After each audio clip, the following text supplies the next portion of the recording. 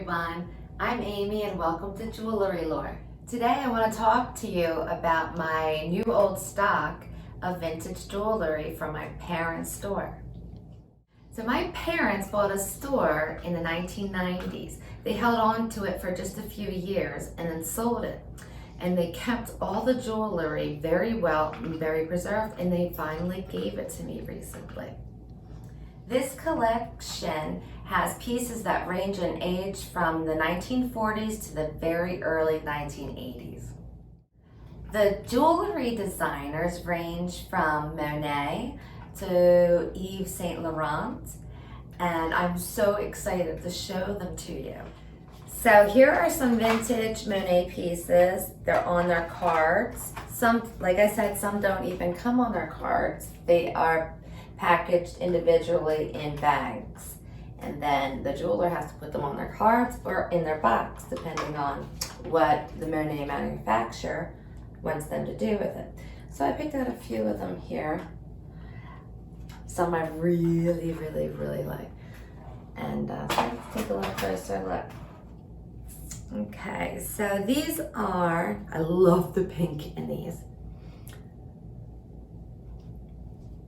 Pink radial Monet earrings, of course with their shine backs.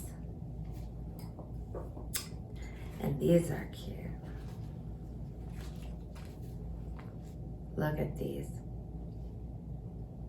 Green little plastic beads that look, it may be a Art Deco Renaissance or revival.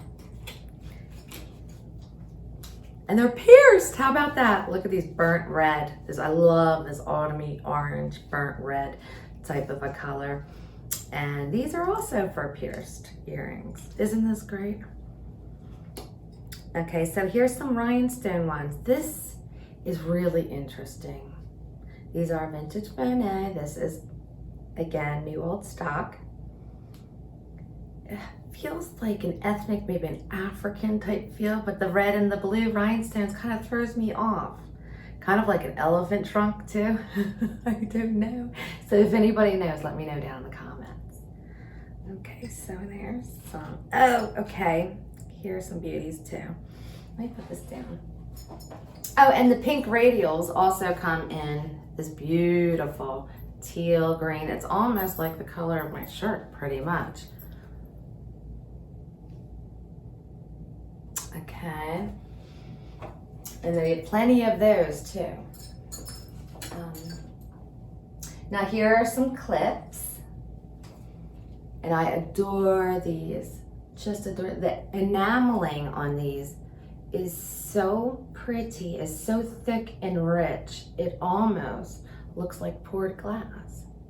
They don't make costume, well, sometimes I don't like calling it costume jewelry. Let's call it what the French do, fantasy jewelry. They don't make fantasy jewelry like this. So these are just a few pieces of what I have. So let's have fun with this.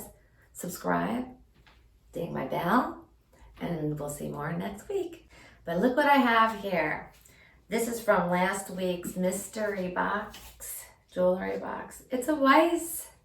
It's my first Weiss. Actually, it's either my second or third Weiss, but it's my first Weiss now that I know what I'm doing. I'm sure we've all been there. Sold something, and then years later, gasp. I sold a beautiful Weiss. Yes, it's happened to me at least twice. So, I know that purple one. Oh my gosh, that was, anyway. I wanted to show you how beautiful this is.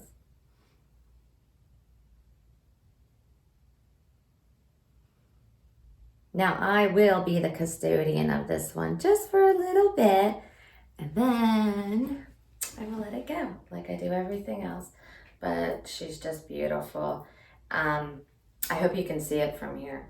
Lavender and pink rhinestones with this gold tone mesh. Look at this tail and hook closure on that beautiful rhinestone. Right here, the ending one. No dead rhinestones. Dead rhinestones are the foil backing got a little scratched or a little damp. Nothing is damped or scratched in that. And that is a beautiful Weiss. Next, in the box from last week, I found these gorgeous, gonna take a look, beautiful Romans. And the interesting thing that I learned about Roman is that he only was in operation from 1973 to like about 1984, give or take a year or two. That might be a reason why I haven't come across any before. So these are my first Romans, and they're beautiful.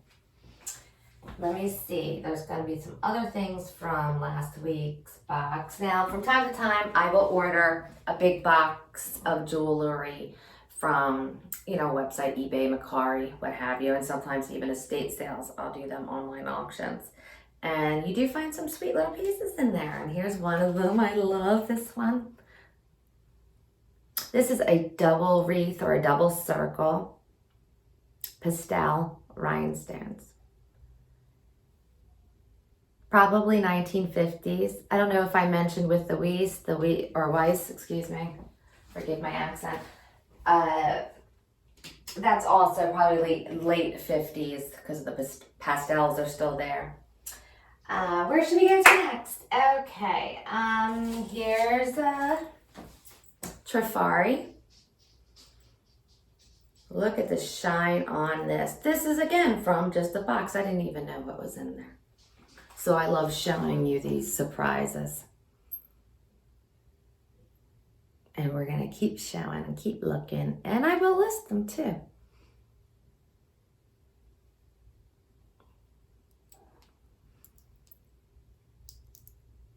Vintage Trefari.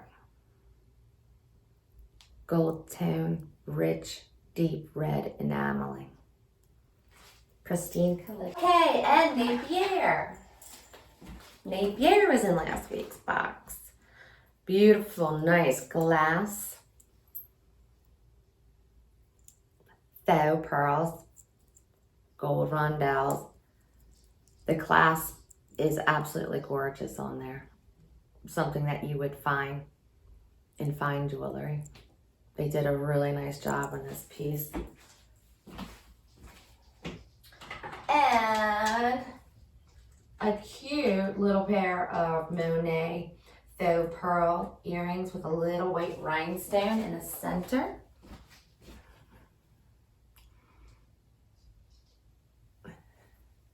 I think they'll look cute with the Napier necklace.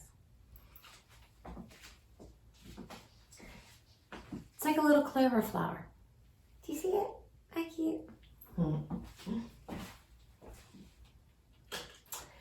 Oh, yes. And this is Sarah Coventry. Now, I loved it. I've never seen it in silver, nor have I seen them in a complete set. So this is the first time I've seen these in silver and purple and in a complete set by Sarah Coventry. And if you have teen daughters like I do, they went crazy for this one. But mommy's gonna keep it for a little while. Here's this camel coin bracelet, llama coin bracelet from Peru, 1970s. And each coin has its own year. And I've saw a few of these on the internet. Now, they varied in price and in quality, but what I did notice with each one of them did end with this little round, this little hole, okay? So you can add and take away links from this. You could even make it into a necklace if you wanted to. Beautiful. Coin bracelet from Peru, 1970s. Now, this is interesting. A friend of mine pointed this out. She noticed it. I did not. Thank you, Dawn. And this is a Monet rope chain, beautiful condition. And I can't remember what she called it, up design, something similar to that. And these tassels there, somebody was very crafty and really knew what they were doing and added that to this chain. And now it's an open necklace, open tassel. These were very popular in the 1920s. You put it around here like this. And then you can also do a little knot. Give it a go. Now look at that, come on. That is gorgeous.